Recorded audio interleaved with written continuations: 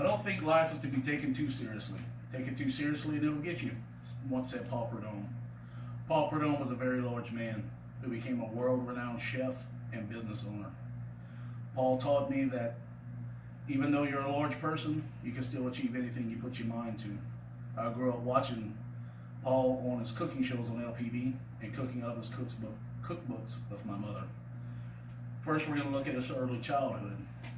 According to Sonia Carberry of Investors Business Daily, Paul was born in 1945 in Opelousas, Louisiana, to a poor sharecropper who grew cotton and sweet potatoes. He was the youngest of 13 children.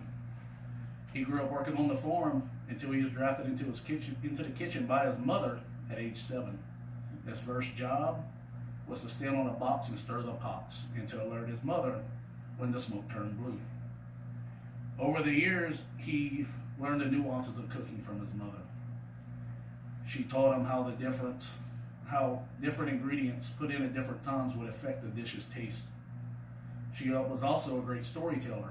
She told him stories about the food they cooked and how they came to be and how the recipes were developed. At age 17, Paul opened up his first restaurant, which was a hamburger stand outside of Opelousas. But unfortunately, after 9 months, the hamburger stand went out of business. At that point, Paul knew that he needed more training.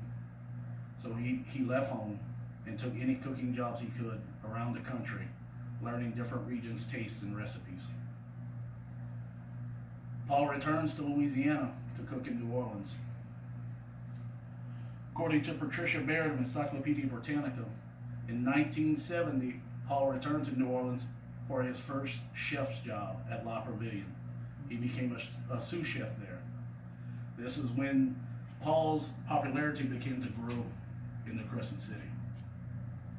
Paul opened a new restaurant with a local business owner named Mr. Clarence Dupre, and opened up a restaurant, Maison Dupre. In 1975, Paul caught the eye of the business owners of the Commander's Palace, a very well-known and well-respected restaurant in New Orleans. Paul was hired as the executive chef at the Commander's Palace. He was the first non-European executive chef ever to be hired by this company. It was an unheard of concept to have a non-French executive chef at a restaurant of this caliber. Soon, people were lined up around the block for Paul's dishes. 2 dishes that he was most well known for was his black and red fish, which became a signature dish, and his andouille gumbo. Paul was the first chef to ever fuse Cajun and Creole food together.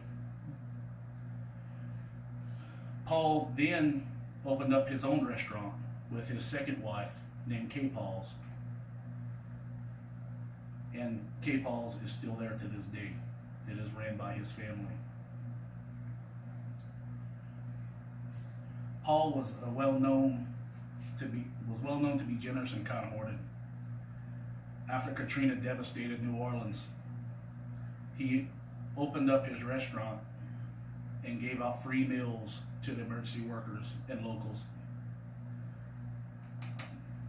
He also gave his cooking show, he handed down his cooking show to a local chef with the only circumstances to giving the show to him was to be that he kept sharing their great cuisine from New Orleans with the world.